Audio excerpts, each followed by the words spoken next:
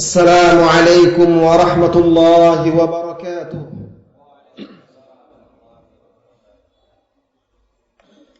إن الحمد لله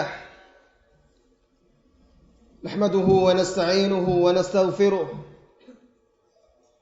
ونعوذ بالله من شرور أنفسنا وسيئات أعمالنا.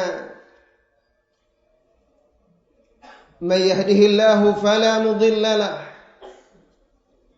ومن يضلل فلا هادي له. أشهد أن لا إله إلا الله وحده لا شريك له وأشهد أن محمدا عبده ورسوله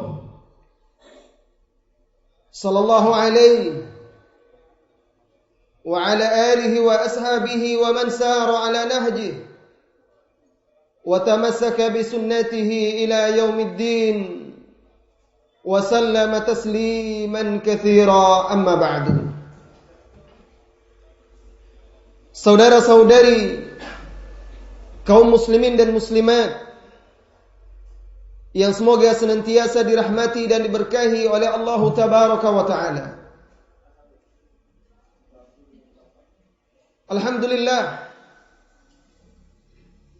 kita memuja dan memuji Allah. Kita memohon pertolongan kepadanya, memohon ampunan darinya, serta kita berlindung kepadanya dari keburukan-keburukan diri dan amal perbuatan kita. Maaf, ini ada salah satu HP-nya ada suara ini. Ceramah sendiri dia di sini. Yang mana ini? Suara apa itu? Baik.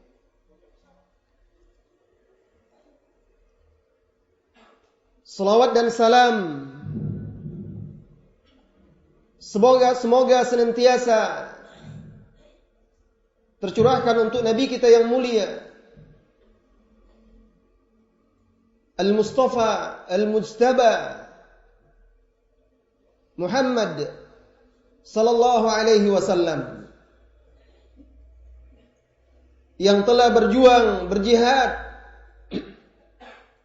dengan jihad yang sesungguhnya, menyampaikan risalah, menunaikan amanah,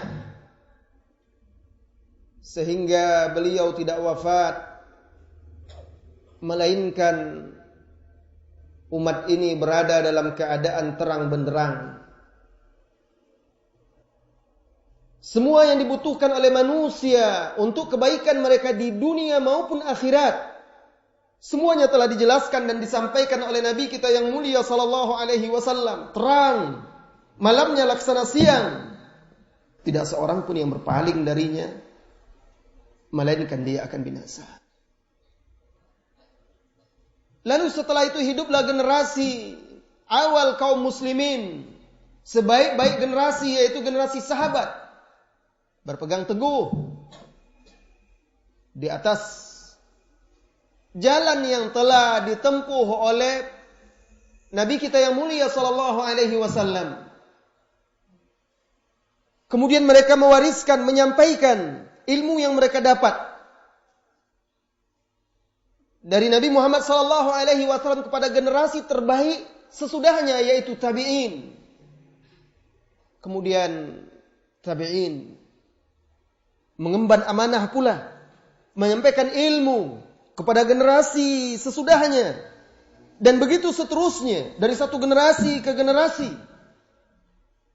Ilmu-ilmu yang disampaikan oleh Rasulullah sallallahu alaihi wasallam itu dinukilkan, diriwayatkan dari satu generasi ke generasi berikutnya, sampai akhirnya kita merasakan buah dari perjuangan Rasulullah sallallahu alaihi wasallam dan generasi emas kaum muslimin as-salafus salih. Nah, perjalanan mereka para salafus salih tersebut dalam berjuang, mempelajari, menuntut ilmu yang diajarkan oleh Rasulullah SAW kemudian menyampaikannya kepada umat, penuh dengan kisah-kisah yang menarik, pelajaran-pelajaran yang sangat berharga, mutiara-mutiara hikmah bertaburan dalam perjalanan hidup mereka, mulai dari menuntut ilmu, kemudian menyebarkannya kembali untuk generasi-generasi yang melanjutkan estafet dakwah tersebut. Nah, kaum muslimin dan muslimat, malam hari ini kita akan bersama-sama melakukan perjalanan, mengarungi kisah-kisah para ulama-ulama terdahulu dalam menuntut ilmu, menjaganya, menyebarkannya, dengan harapan bisa menjadi cambuk, cemeti, sehingga membuat semangat-semangat yang sudah mulai futur, melemah untuk menuntut ilmu, kembali bergelora. Jiwa-jiwa yang sudah mulai putus asa menghadapi rintangan di atas jalan thalabul ilmi, kembali tumbuh semangatnya. Muncul asanya untuk meraih keberhasilan ilmu itu. Dan yang akan kita sampaikan ini hanyalah setetes dari sekian banyak kisah-kisah para ulama-ulama kita yang laksana lautan itu. Saudara-saudari kaum muslimin dan muslimat, kita akan mulai bahasan kita tentang keutamaan kisah dan berkisah. Kita mulai dari sana. Kisah, wahai kaum muslimin dan muslimat, merupakan salah satu cara, metode dakwah, pengajaran yang paling bermanfaat serta memberikan pengaruh yang membekas pada jiwa manusia. Dari dulu hingga sekarang, apapun jenis suku bangsanya, apapun bahasanya, manusia sangat suka dengan kisah dan cerita. Dan kita dibesarkan dari kecil, tumbuh, besar, menjadi dewasa, bahkan tua, dengan kisah-kisah. Jika tidak kisah yang benar, maka pastilah di sana ada kisah-kisah yang batil, yang palsu, yang dikarang-karang, direka-reka, untuk memenuhi hasrat manusia kepada kisah tadi. Di dalam Al-Quran Allah Subhanahu wa Ta'ala memerintahkan nabinya yang mulia Muhammad Sallallahu Alaihi Wasallam untuk menceritakan kepada umatnya kisah-kisah, karena di dalam kisah itu terdapat manfaat dan faedah yang sangat besar. Di antaranya firman Allah Subhanahu wa Ta'ala di surah Al-A'raf ayat 176. Allah Subhanahu wa Ta'ala berfirman, "Faqsusil qasasa la'allahum yatafakkarun." Maka kisahkanlah hai Muhammad kepada mereka itu kisah-kisah, ceritakanlah agar mereka mau tafakkur, berfikir, mengambil manfaat, memetik ibrah dari kisah tersebut. Dan salah satu anugerah terbesar yang Allah Subhanahu wa Ta'ala limpahkan kepada nabinya yang mulia Muhammad sallallahu alaihi wasallam, bahwa Allah turunkan kepadanya ahsanul qasas, kisah-kisah terbaik. Maka tidak ada lagi kisah yang lebih baik dan berguna serta bermanfaat selain daripada kisah yang ada di dalam Al-Quran.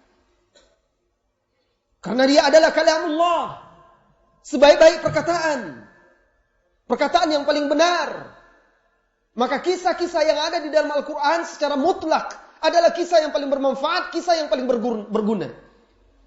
Tetapi sangat disayangkan umat Islam hari ini membesarkan anak-anaknya dengan kisah-kisah yang sia-sia. Anak-anak kita di zaman sekarang banyak yang tumbuh dengan kisah-kisah yang tidak benar, komik dan lain sebagainya,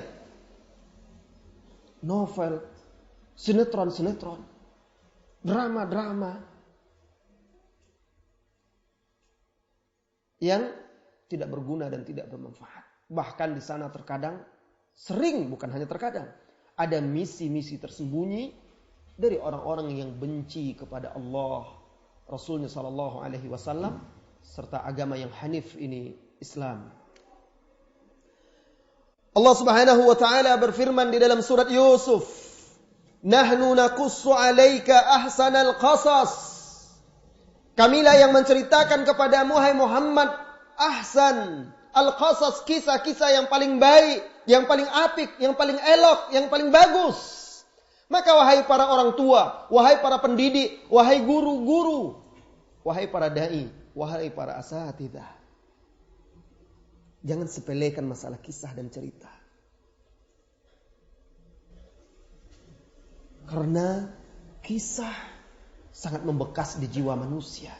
Apalagi kisah-kisah itu dari Al-Quran, dari hadis Rasulullah SAW, kisah-kisah salafus saleh, itu jelas bisa menghidupkan jiwa orang-orang yang beriman.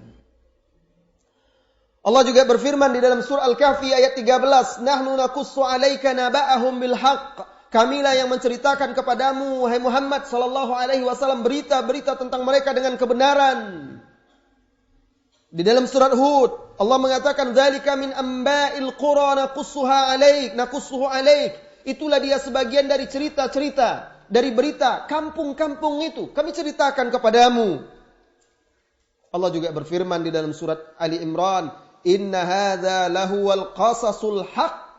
Sesungguhnya inilah dia benar-benar kisah-kisah yang hak.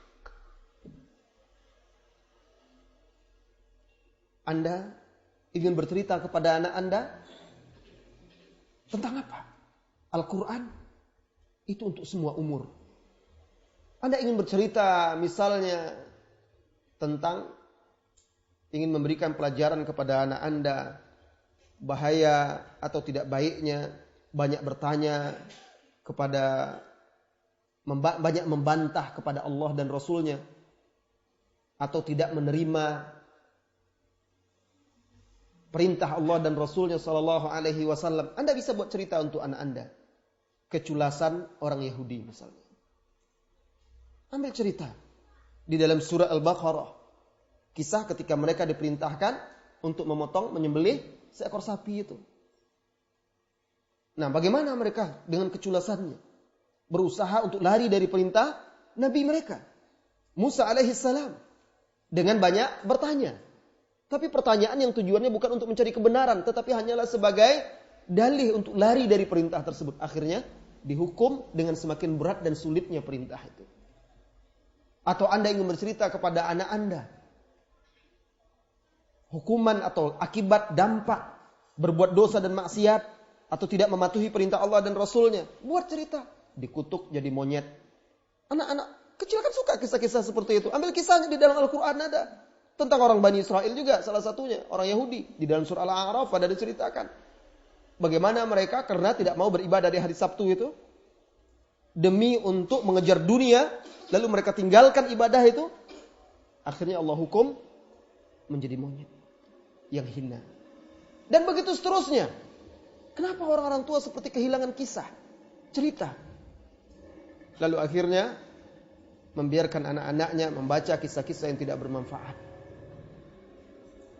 Baik. Saudara-saudari kaum muslimin dan muslimat. Allah Subhanahu wa taala memberitakan di dalam Al-Qur'an salah satu hikmah, manfaat kisah itu adalah membuat kita istiqomah.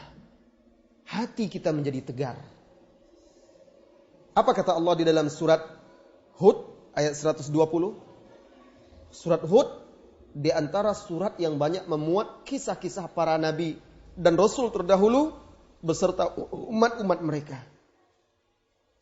Allah berfirman, "Wa kullan naqussu 'alaika min amba'ir rusuli ma nuthabbitu bihi fuadak." Dan semuanya kami kisahkan atas wahai Muhammad dari berita-berita para rasul apa-apa yang bisa meneguhkan hatimu. Di sini kita simpulkan, Kisah salah satu manfaat dan gunanya membuat hati kita tegar, kokoh, istiqomah dan semangat. Tentu yang dimaksud di sini kisah-kisah para nabi dan rasul, kisah-kisah para salafus saleh yang bermanfaat membuat kita teguh di atas kebenaran. Maka inilah yang mendorong kita untuk menampilkan kisah-kisah yang bermanfaat, di antaranya seperti judul pertemuan kita, kisah-kisah perjalanan ulama menuntut ilmu. Baik, sebelum kita memulai kisah ini, ada beberapa catatan yang perlu saya sampaikan agar kisah ini semakin besar manfaatnya. Catatan yang pertama.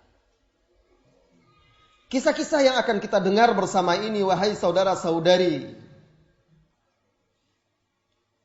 tidak akan ada yang bisa mengambil manfaat atau faedah darinya kecuali orang yang mendengar, menyimak kisah ini, sedangkan di hatinya ada penghormatan, penghargaan, pengakuan terhadap para ulama-ulama tersebut. Dan ada rasa takutnya kepada Allah Subhanahu wa taala.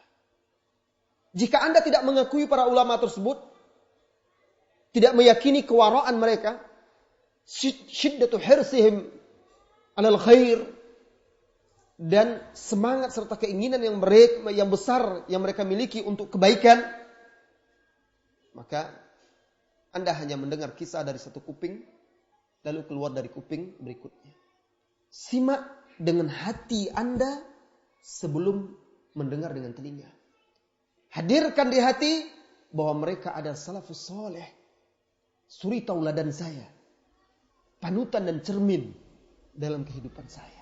Saya mendengarkan kisah ini dalam rangka mengambil ibrah dan pelajaran agar bisa saya amalkan. Orang-orang yang seperti ini yang bisa mengambil manfaat.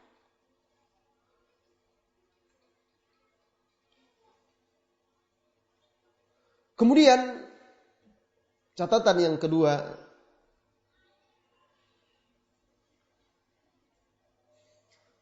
bahwa kisah-kisah ini terjadi di zaman mereka yang penuh dengan keterbatasan yang ada. Bandingkan dengan di zaman kita yang serba lengkap fasilitasnya. Namun ternyata tidak membuat mereka surut langkah untuk belajar dan menuntut ilmu. Maka orang yang menyadari ini harusnya setelah mendengar kisah ini merasa kerdil di hadapan mereka, lalu termotivasi untuk bisa mengikuti jejak-jejak mereka. Karena fasilitas yang kita miliki sangatlah lengkap, sementara mereka penuh dengan keterbatasan. Baik, ini dia catatan penting sebelum kisah ini kita mulai. Kita mulai dari kisah yang pertama. Kita beri judul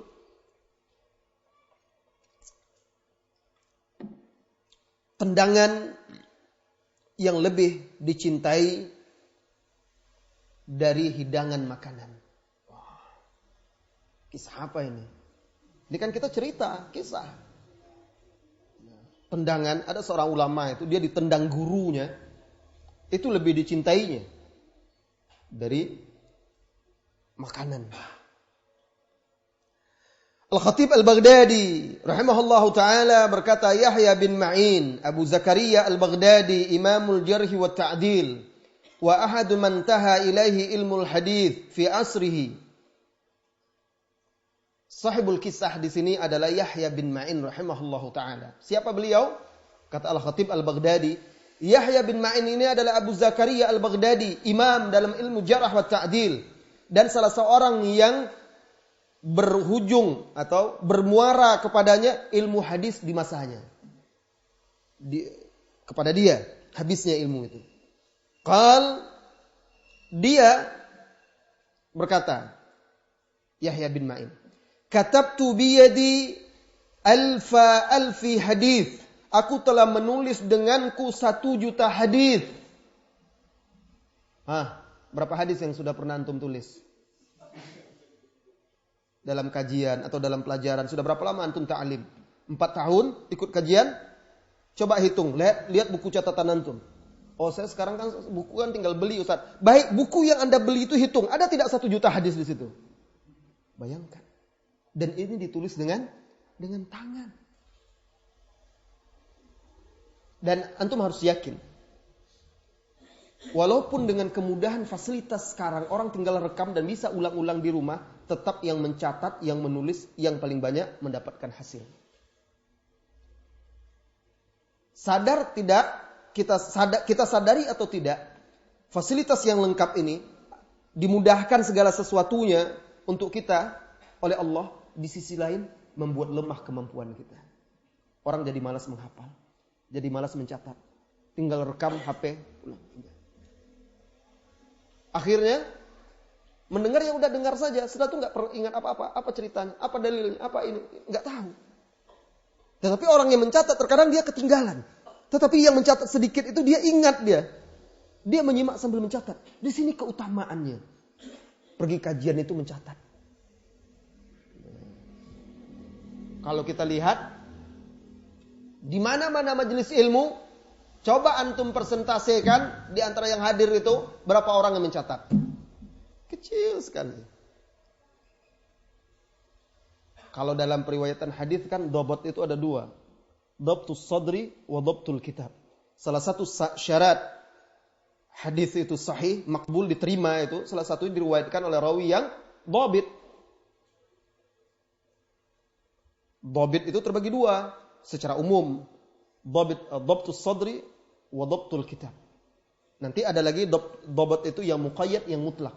Salah satunya adalah dobot tulisan. Artinya perawi itu mendengarkan hadis itu, dia mencatat hadis yang didengarnya dari gurunya, kemudian dia juga mampu mentashih, membandingkan dengan catatan yang lain, dan dia jaga kitab tersebut sehingga tidak disusupi oleh orang lain. Tulisan-tulisan yang lain, dia tidak lalai, dan dia bisa mendatangkannya kapan dia diminta untuk meriwayatkan hadis itu, dia bisa datangkan. Kalau sekarang nggak bisa lagi, orang nggak usah meriwayatkan hadis, apa kata guru saja yang disampaikan oleh guru. Kemarin apa? Apa kemarinnya? Nanti dulu, putar MP3 dulu. Rupanya MP3 sudah kehapus juga karena memori tidak cukup. Keutamaan mencatat, menulis. Dan para ulama dahulu sudah mengajar itu. Kalau anak-anak kecil yang belajar menulis itu, tidak ya akhi. Menulis ilmu syar'i itu, jika Anda menulis dengan pena Anda menulisnya di hati Anda. Nanti akan ada cerita orang yang kuat hafalan bisa mendengar dalam satu majelis 100 bait syair langsung hafal, diuji oleh seorang ulama ahli hadis, KO dia. Nanti kita sampai ceritanya nanti. Nah, Ibnu Adi menceritakan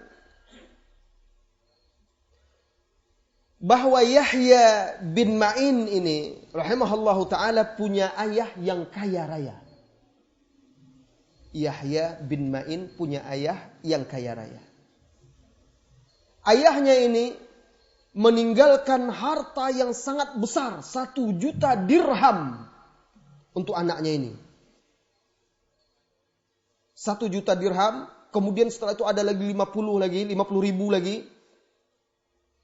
Ditinggalkannya untuk Yahya bin Ma'in ketika dia wafat. Dan semuanya itu 1 juta dirham lebih itu ditambah 50 ribu lagi setelah itu semuanya dihabiskan oleh Yahya bin Ma'in. Bukan seperti anak-anak di zaman sekarang untuk pergi ke PS semuanya untuk beli pulsa ini. Semuanya habis untuk menuntut ilmu. Untuk membiayai dia menuntut ilmu. Tatkala dia pergi datang ke syekh ini, syekh fulan di negeri sana, habis dananya. Habis uang tersebut. Pengorbanan untuk belajar agama.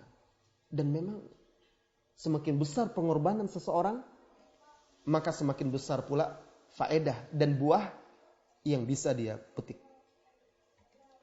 Nah, Yahya bin Ma'in rahimahullahu ta'ala ini, di antara kisah-kisah unik dan menarik dari diri dia, yaitu perjalanan dia bersama sahabatnya Imam Ahmad bin Hanbal dari Irak ke Yaman untuk mendengarkan hadis dari Imam Abdul Razzaq bin Hammam As-San'ani, seorang hafizul Yaman, seorang ulama ahli hadis dari Yaman yang digelari hafizul Yaman. Nah, dia pergi ke Yaman. Apa kata diceritakan di dalam kisahnya? Wa fil 'audati arada an yadkhul al-Kufah li yakhtabiru al-Hafiz Abu Nu'aim al-Fadl ibn Dukain. Ketika mereka pulang dari Yaman setelah mendengarkan hadis dari Abdul Razzaq bin Hammam As-San'ani, mereka singgah di Kufah.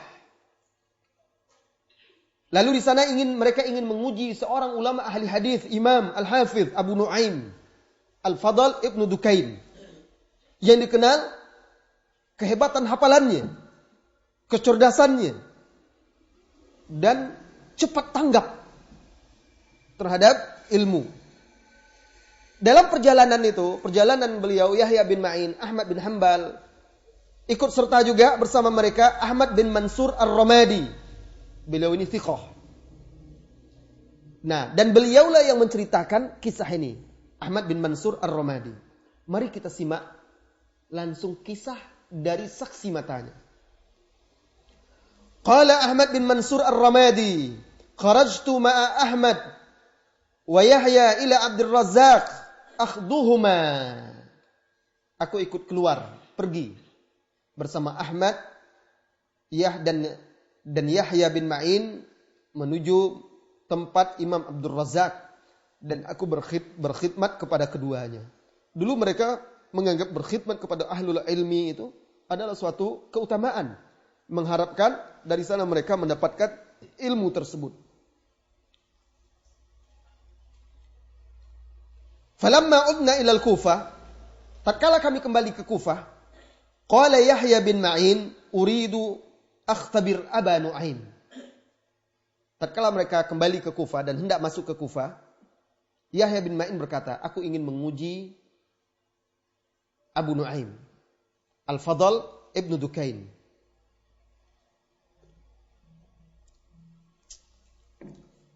Ahmad Ar-Ramadi berkata kepada dia, la turid, ar-rajul thiqah. Jangan, tidak perlu engkau uji. Dia itu seorang yang thiqah. Thiqah ini kalau dalam marta derjat atau martabah at-ta'dil, dalam ilmu jarh wa ta'dil, itu ada di urutan kedua. Kalau yang pertama thiqatun hafiz, dia thiqah. Jangan uji, tidak perlu engkau mengujinya. Dia seorang perawi yang thiqah, seorang ulama yang thiqah, imam yang thiqah. Qala Yahya labudda li, aku harus mengujinya. Lalu diambilnya lah lembaran kertas. Ditulisnya di lembaran tersebut 30 hadis dari hadis yang diriwayatkan oleh Abu Nu'aim. Ditulisnya situ hadis dari riwayat Abu Nu'aim tadi. Di setiap 10 hadis dia masukkan satu hadis yang bukan dari hadis dia. Jadi ada 30 hadis, 10. Nah, setiap 10 dia sisipkan satu hadis yang bukan hadis yang diriwayatkan oleh Abu Nu'aim. Dia ingin menguji. Ingat tak dia hadis ini? Hadis ini dia yang meriwayatkan dulu. Nah, tapi dari 30 itu ada 3 hadis yang bukan hadis dia. Ingin diujinya. Thiqah tidak? Dhabt tidak? Tsumma ja'u ila Abi Nu'aim fa kharaja wa jalasa ala dukkan. Kemudian datanglah mereka menemui Abu Nu'aim. Keluarlah Abu Nu'aim menemui mereka, lalu duduk di atas dukkan. Dukkan itu tempat yang tinggi. Di rumahnya, di dekat rumahnya. Jadi dia duduk di atas tempat yang tinggi. Siapa? Imam Ahmad, kemudian siapa? Ahmad, kemudian Yahya bin Ma'in. Fa akhraja Yahya at-tabaq wa qara'a alaihi asyarah. Tsumma qara'a al-hadi asyar. Kemudian dikeluarkanlah lembaran itu oleh Yahya. Mulai dia membacakan hadis. Dibacanya 10 hadis yang pertama. Kemudian ketika sampai di hadis yang ke-11, apa kata Abu Nu'aim? Laisa min hadithi, idrib alaihi. Ini bukan hadisku, hapus, kata dia. Ingat dia. Ini bukan hadis yang saya riwayatkan, tidak termasuk dalam 30 itu, hapus. Kemudian dibacakan 10 yang kedua. Lalu sampai ke hadis yang bukan hadis dia. Dia katakan lagi, ini bukan hadisku, idrib alaihi. hapus. Idrib alaihi di sini bukan pukul ya. Nah, kalau belajar bahasa Arab, idrib kan pukul, kok hapus? Ini maksudnya idrib alaihi, imsah. Dihapus. Kemudian Yahya bin Ma'in melanjutkan 10 hadis yang ketiga. Sampai kepada 10 hadis yang ketiga, akhirnya sampai pula hadis yang lain. Fataghayyara wajhu Abu Nu'aim. Sampai hadis yang ke-30, kemudian masuk hadis yang 31 yang bukan hadis dia, berubah wajah Abu Nu'aim. Mulai marah. Disebutkan dalam riwayat Ahmad bin Mansur Ramadi itu, wangqalabat ainah, terbaliklah kedua matanya. Ini kan ungkapan orang kalau marah kan sudah mulai marah dia nih. Ini main-main sama saya ini. Mau nguji-nguji saya. Lalu dia berkata, dia menghadap kepada Yahya bin Ma'in itu. Lalu ditunjuknya Ahmad bin Hanbal dengan tangannya. Wa amma hadza fa'awra min an ya'mal hadza. Kalau ini dia tidak mungkin melakukan ini. Dia punya wara, takut. Ditunjuk Ahmad bin Hanbal. Walakin hadza min fi'lika ya fa'il. Thumma akhraja rijlahu farafasahu farama bihi. Kemudian dia tunjuk kepada Yahya bin Ma'in, tapi ini pasti perbuatan kamu. Lalu ditendangnya sehingga terpelanting Yahya bin Ma'in itu. Itu kan di Dukan, tempat yang tinggi itu. Tendangnya, pak, jatuh. Wa qama fadakhala darah. Lalu dia berdiri dan masuk ke dalam rumahnya. Ditutupnya pintu, sudah selesai. Apa kata Ahmad bin Mansur Ar-Ramadi? Dia berkata kepada Yahya, "Alam aqul laka innahu thabat?" Bukankah saya sudah sebutkan dia seorang yang thiqah, hafalannya, riwayatnya, dia tahu mana hadis dia dan mana yang bukan. Apa jawab Yahya bin Ma'in dengan tersenyum? Wallahi la rafsatuhu ahabbu ilayya min safrati. Demi Allah, min sufrati. Demi Allah, tendangan dia kepadaku lebih aku sukai, lebih aku cintai daripada sufrati. Sufrah tempat makan itu yang berisi dengan hidangan-hidangan. Nah, kenapa beliau mengatakan begitu walaupun dia ditendang? Karena dari situ dia tambah yakin meriwayatkan hadis Abu Nu'aim itu bahwa ini betul-betul thiqah orangnya. Begitu mereka dahulu menguji. Dan dia tidak marah kepada imam tersebut. Ini gurunya, dia meriwayatkan hadis darinya. Di sini bisa kita ambil pelajaran. Mereka dahulu bersabar untuk sikap-sikap gurunya. Guru mereka juga manusia. Ada sebagian ulama, kalau Imam Malik itu mengajar, tidak ada seorang pun murid dia yang berani membalik bukunya. Terdengar aja sedikit, marah dia, berhenti dia tidak menyampaikan hadis lagi. Kalau sekarang kan ada yang sibuk-sibuk main game lah, main HP. Kalau dulu, ulama-ulama dulu, kalau ada seperti itu, dia sedang kajian, karena yang dibahas ini kan Al-Quran, hadis. Lalu ada orang duduk, sibuk dengan urusan sendiri, mendingan tidak ada pengajian aja. Gitu kata mereka. Berdiri, pergi. Nah, sampai seperti itu wibawa mereka dahulu, dan mereka menghormati majelis itu. Bahkan mereka kadang sengaja rela rendah diri mereka di hadapan gurunya agar ilmu gurunya itu keluar. Karena seperti itu orang menuntut ilmu.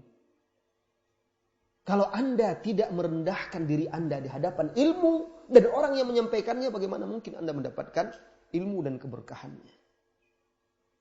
Lihat Abdullah bin Abbas radhiyallahu anhuma. Dia sepupu Rasulullah sallallahu alaihi wasallam. Suatu ketika dia ingin belajar dari salah seorang sahabat Nabi sallallahu alaihi wasallam radhiyallahu anhis sahabah. Datang dia di siang hari yang terik ke rumah gurunya tersebut. Didapatinya gurunya sedang istirahat khailulah. Dia tidak mau mengganggu. Dia ketar-ketar, "Assalamualaikum Ustaz." Tidak jawab. "Assalamualaikum Ustaz." Tidak juga dijawab. Pokoknya sampai Ustaznya bangun, sampai keluar, ditunggu terus.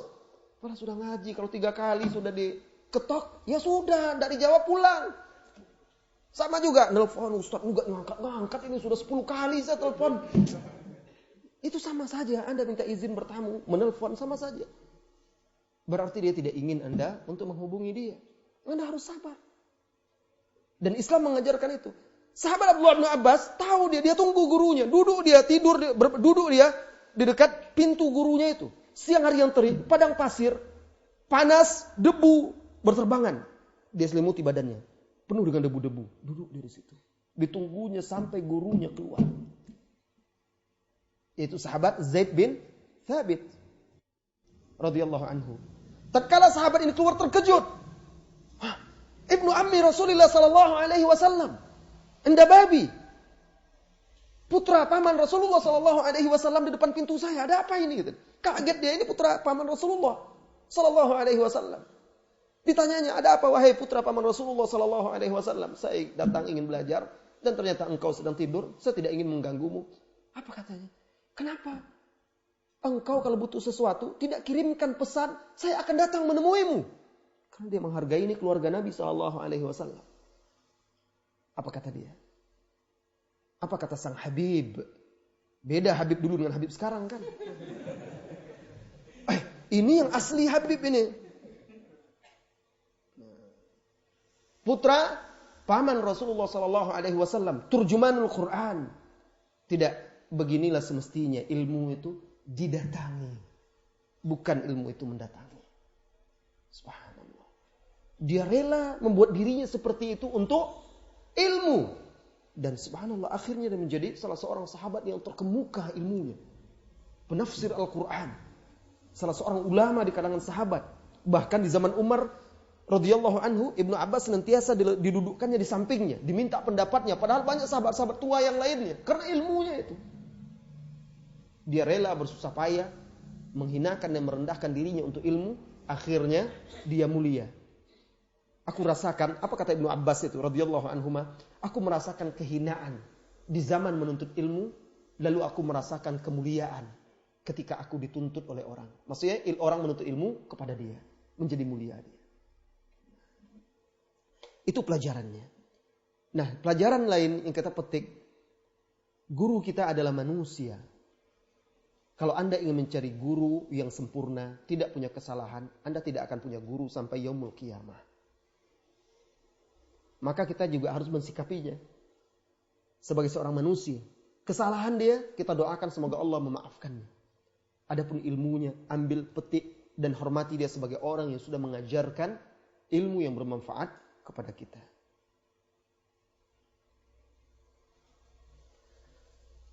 Saudara-saudari kaum muslimin dan muslimat yang semoga senantiasa dirahmati dan diberkahi oleh Allah Subhanahu wa taala. Sedikit kita keluar dari jalur kisah kita karena ini barangkali antum penasaran, siapa sih Abu Nu'aim ini? Kok seperti itu dia? Main tendang-tendang aja dia. Abu Nu'aim ini salah seorang imam yang paling gagah berani ini. Dia tidak pandang siapa-siapa. Dia hanya takut kepada Allah Azza wa Jalla. Jadi jangan macam-macam. Dia ini yang berkata ketika fitnah khalqil Quran dihadapkan kepada khalifah, dia yang berkata, "Unuqi ahwan 'indi min zurri." Ketika dia diancam, jika tidak dia akan ditebas lehernya dengan pedang. Apa kata dia? Leherku ini lebih mudah putusnya bagiku daripada buah bajuku ini. Putusnya buah bajunya. Artinya, sekalipun kepalaku putus, itu tidak ada apa-apanya. Lebih berharga buah bajuku ini lagi. Gitu. Nah, putusnya. Waktu dia diancam itu. Bayangkan, kalau sudah pedang di hadapan dia seperti itu sikap dia, bagaimana keberanian dia? Makanya, karena keberanian mereka dalam menegakkan kebenaran itu, orang-orang Allah anugerahkan kepada orang kalau takut kepada Allah semata, maka Allah jadikan makhluk juga takut kepada dia. Bagaimana kisahnya? Walaupun ini tidak ada kaitannya, tapi kisah ini menarik. Biar kita semakin mengenal beliau, kita bacakan kisahnya. Berkata Abu Bakar ibnu Abi Syaibah di dalam musannafnya, "Lama anja'at mihnatu khalqil Qur'an ila al-Kufah, qala li Ahmad bin Yunus, alqi Abu Nu'aim faqul lahu." Falaqitu Abu Nu'aim faqultu lahu, faqala innama huwa darbul asyad. Berkata Abu Bakar ibnu Syaibah, tatkala fitnah khalqil Quran. Fitnah khalqil Quran itu ketika ada masa Imam Ahmad juga. Khalifah ketika itu terpengaruh oleh pemahaman Mu'tazilah. yang meyakini bahwa Al-Quran itu adalah makhluk dan memaksa para ulama untuk meyakini itu, yang tidak terima disiksa atau dibunuh. Maka berkata Ahmad bin Yunus kepadaku, kata Abu Bakar bin Abi Syaibah, Alqi Aba Nu'aim, faqul lahu, temui Abu Nu'aim, sampaikan kepada dia bahwa fitnah sudah masuk di Kufah. Fitnah khalqil Quran, masalah ini sudah masuk di Kufah. Falaqitu Aba Nu'aim, apa kata Abu Bakar bin Abi Syaibah, aku pun menemui Abu Nu'aim dan aku sampaikan kepada dia. Dengan tenang Abu Nu'aim berkata, innama huwa darbul asyat, paling itu hanyalah cambukan-cambukan saja. Kalau kita tidak mau mengikut mereka, kalau kita tetap bertahan dengan akidah kita bahwa Al-Quran adalah kalamullah, paling-paling kita cuma dicambuk. Maka tibalah ujian itu.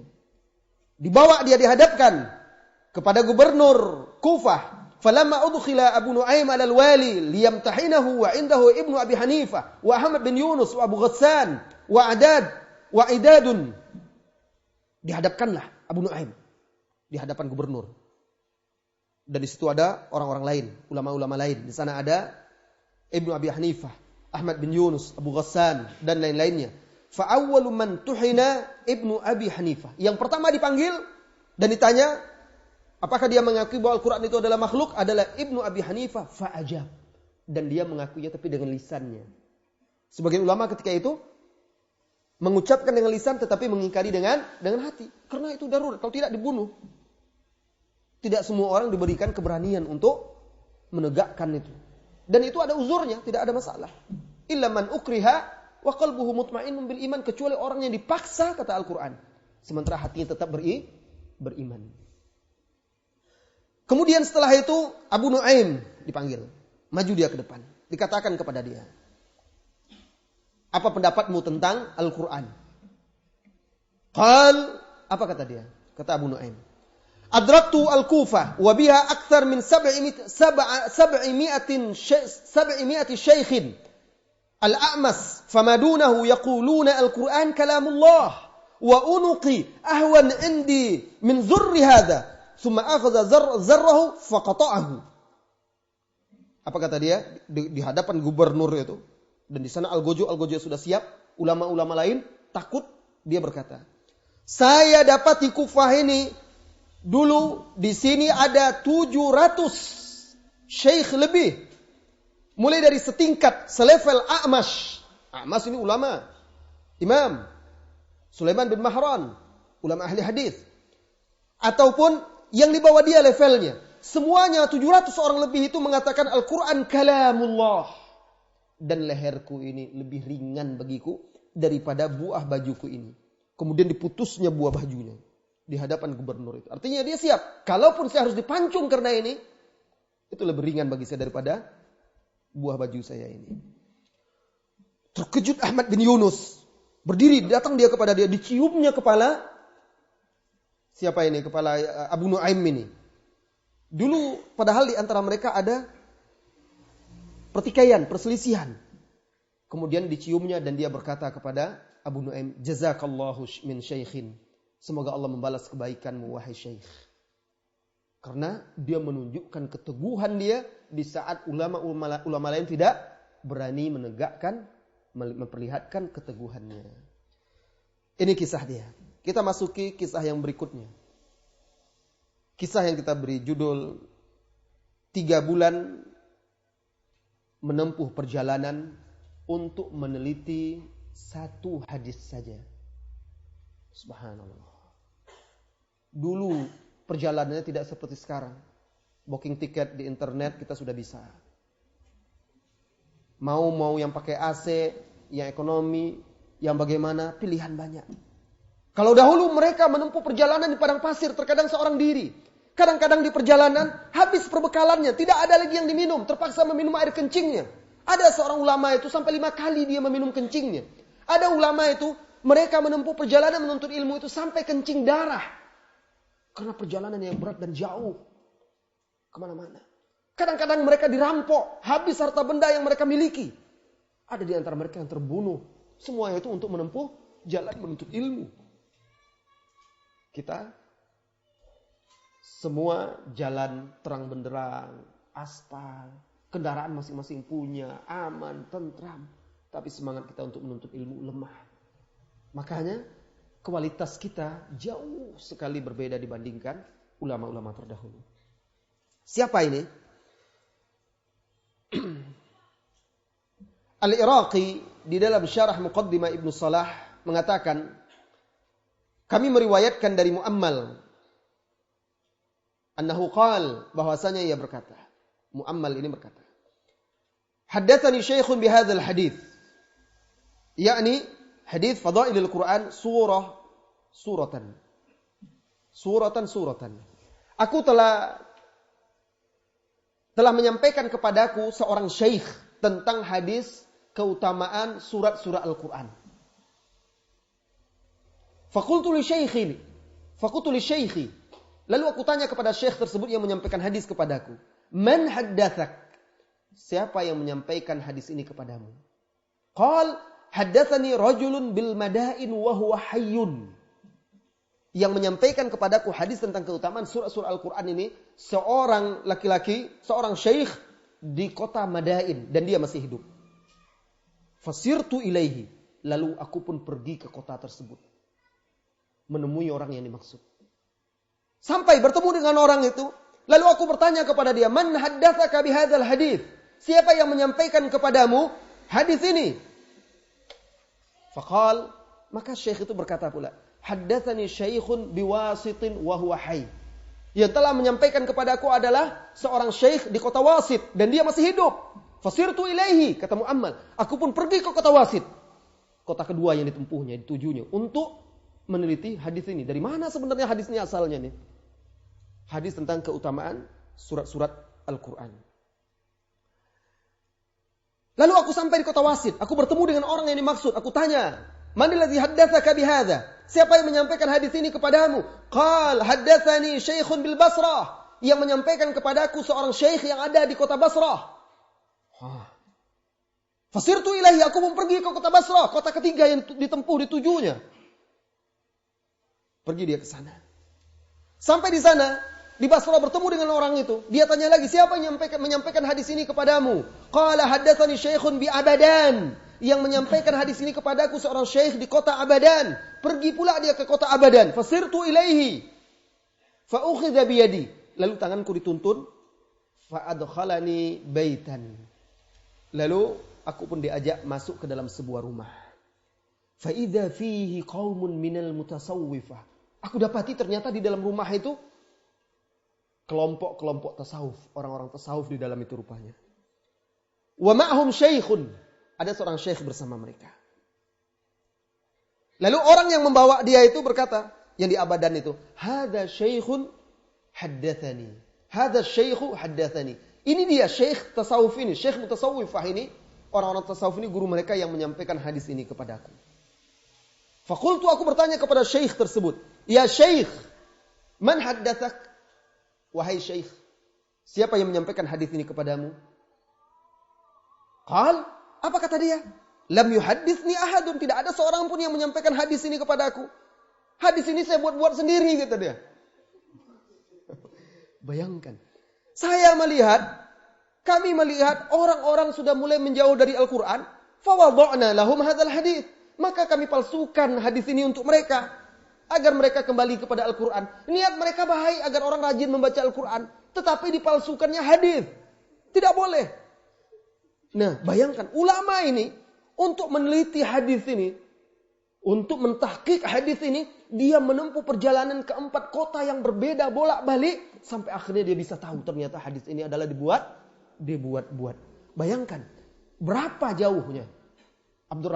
Syekh Al-Muallimi mengomentari, la'alla hadzal rajul qata'a nahwa 3 ashhur musafiran li tahqiqi riwayat hadzal haditsil wahid. Barangkali syekh ini, imam ini menempuh perjalanan 3 bulan berjalan zaman dahulu, berjalan dari satu kota ke kota lainnya untuk meneliti satu hadis ini. Subhanallah. Kita dari rumah ke tempat pengajian dekat. Tidak ada 3 jam. Tapi bahkan kita santai-santai adalah biarlah.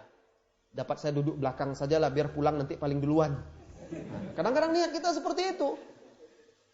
Malah kita ingin pulang duluan, datang terlambat, pulangnya duluan. Jadi mau ngaji mau ngapa? Nah, ya paling tidak dapat ustaz dapat diampuni oleh Allah jadilah. Nah, ini orang-orang yang tidak memiliki semangat agar bisa menjadi lebih baik. Masuk waktu Isya? Sudah ya?